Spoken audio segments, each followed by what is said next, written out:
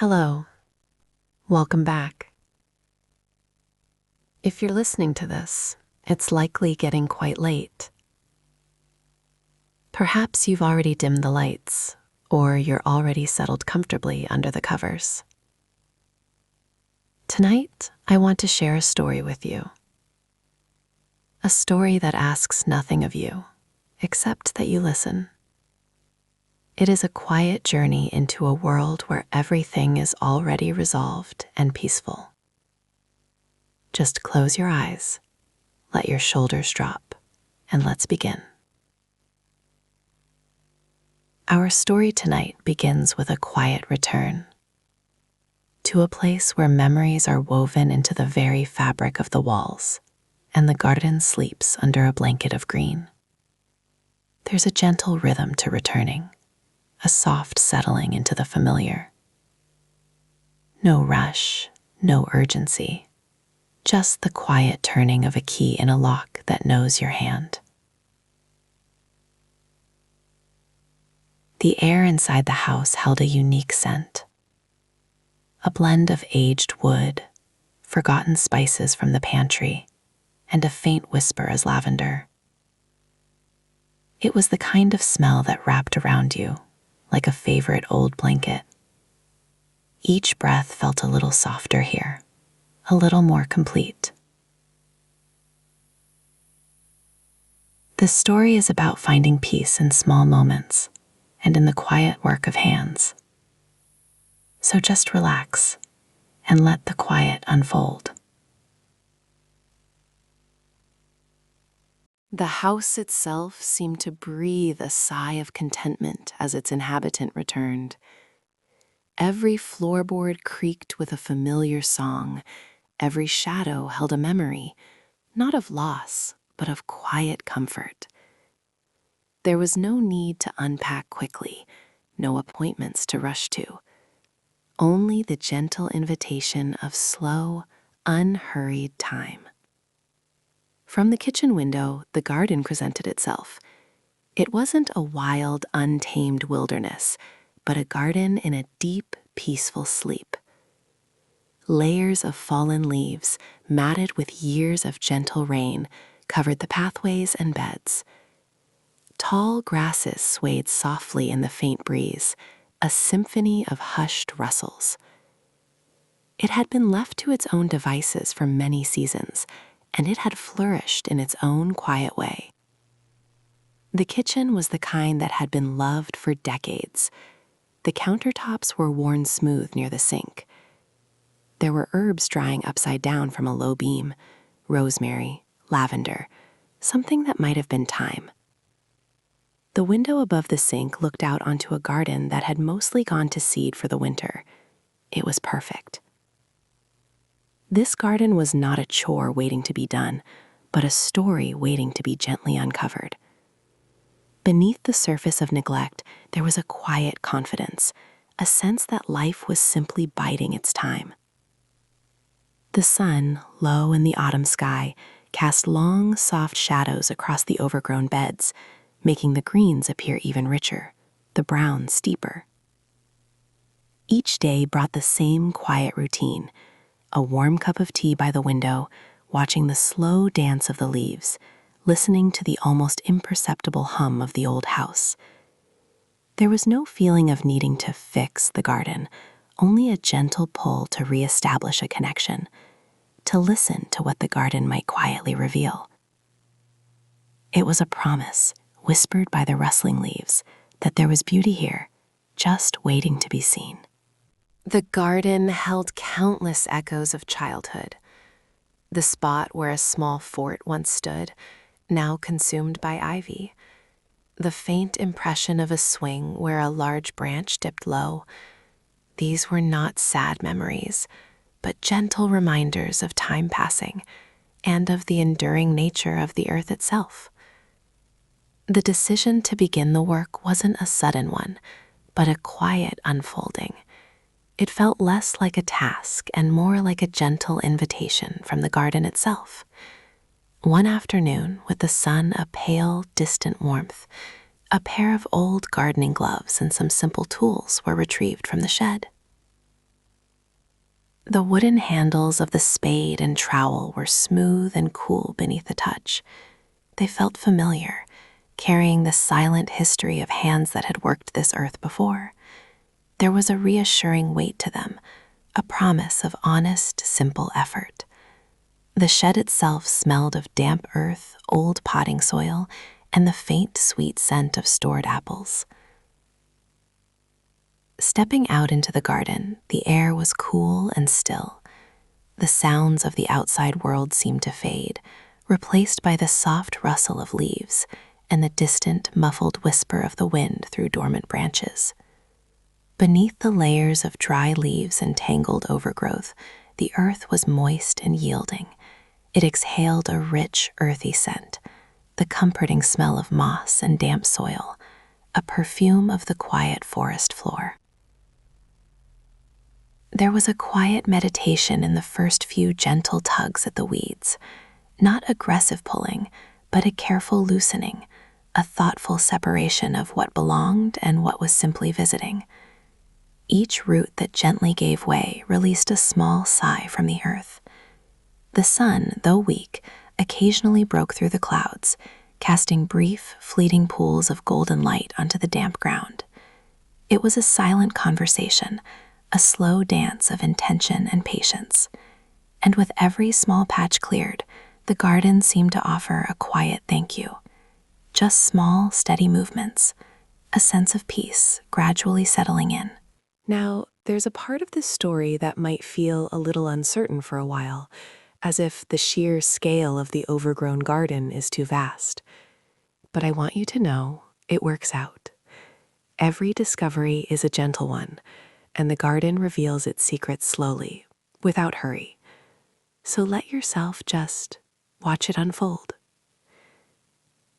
The work was a steady, quiet rhythm. Kneeling on a soft cushion, the protagonist meticulously cleared small sections. It wasn't about speed, but about presence, feeling the texture of each weed, appreciating the intricate roots, and gently coaxing them from the soil. Underneath a dense mat of ivy, a surprise began to emerge. Not a dramatic splash of color, but the muted, sturdy green leaves of something familiar.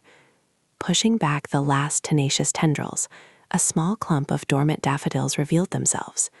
Their green shoots, pale and shy, were already pushing through the soil, oblivious to the winter above, entirely focused on the promise of spring. It had started raining sometime in the early afternoon, not dramatically, just steadily, the kind of rain that makes staying inside feel like a gift rather than a choice. She didn't mind it at all. In the garden, the rain settled the dust, deepened the colors of the damp earth, and brought a fresh, clean scent to the air. Further along, hidden beneath a tangle of brambles, lay an old stone bench. Weathered and covered in moss, it looked as though it had been waiting for years to be found again. Brushing away the last of the leaves, the cool, smooth stone felt comforting to the touch. It was a silent invitation to rest, to simply sit and observe the quiet transformation. The discoveries continued, like turning the pages of an old, forgotten book. A patch of hardy lavender, its woody stem still holding the ghost of summer's fragrance. The curled, dry leaves of what could only be an old rosebush, promising thorns, and in time, soft, delicate petals. Each small victory was met with a quiet, internal smile. The garden was not just being cleared, it was being remembered. Its spirit, patient and resilient, was slowly reawakening. The sounds of the garden work, the soft scraping of a trowel, the gentle rustle of falling leaves, were a lullaby of quiet industry, a perfect harmony with the steady, soft rain. As the day shortened and the air grew crisper, the garden began to reveal its true contours. The paths, once hidden, were now clear. The beds, though still barren, were now defined, like pages waiting to be filled with gentle stories of growth. The structure of the garden, even in its winter sleep, offered a sense of comforting order.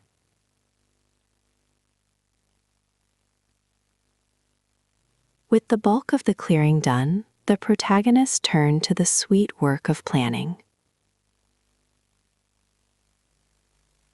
Sitting by the window, a cup of warm tea steaming gently beside a worn notebook, thoughts drifted to spring.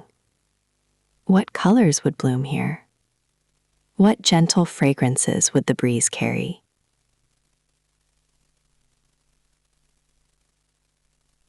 He filled the kettle the way he always did, too full, so it took longer to boil. He'd been meaning to break that habit for 15 years. He never would. While he waited, he watched the steam begin to rise and thought about nothing in particular.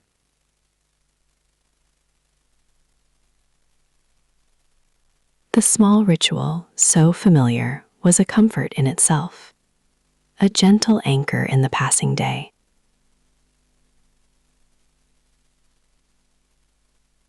Sketches appeared on the notebook pages, soft swirls of lavender near the old stone bench, a cluster of cheerful forget-me-nots along the edge of the path.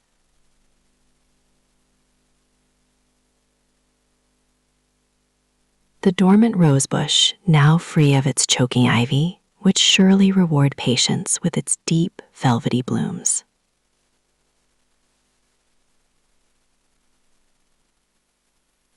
Each imagined flower, each gentle shade of green, was a quiet promise of warmth to come.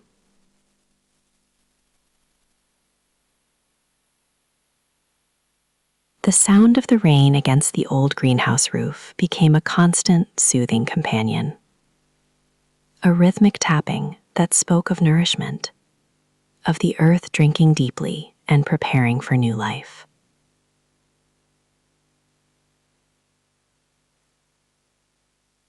Inside, nestled amongst shelves of empty terracotta pots and old seed packets, was a quiet sanctuary. Just the gentle sound of the rain and the peaceful hum of contemplation.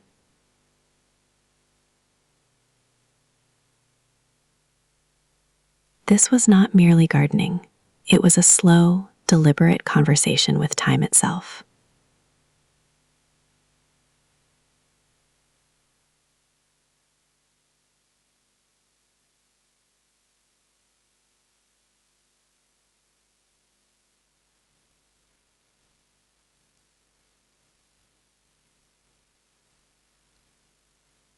As the last light of day faded, casting long, peaceful shadows, the work for the day was gently set aside.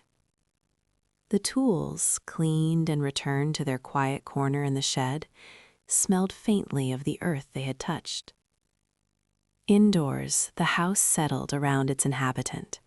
The subtle creaks and sighs of old wood, the whisper of the wind against the window panes, all contributed to a comforting symphony of evening sounds. There was a quiet sense of accomplishment, not from finishing, but from simply being present in the process. It had started raining sometime in the early afternoon, not dramatically, just steadily, the kind of rain that makes staying inside feel like a gift rather than a choice. She didn't mind it at all. A soft blanket, woven with familiar patterns, was draped over a comfortable chair. The warmth of a low-burning fireplace cast a flickering, gentle glow across the room, dancing on the pages of a half-read book. The day's soft fatigue was a welcome guest, inviting the mind to slow, to gently release its hold on thoughts. The world outside seemed to hold its breath, wrapped in a blanket of soft rain and encroaching darkness.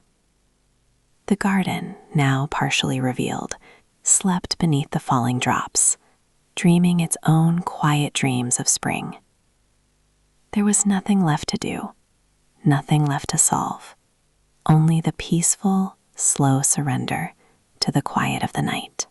And that's really where the story ends. With the garden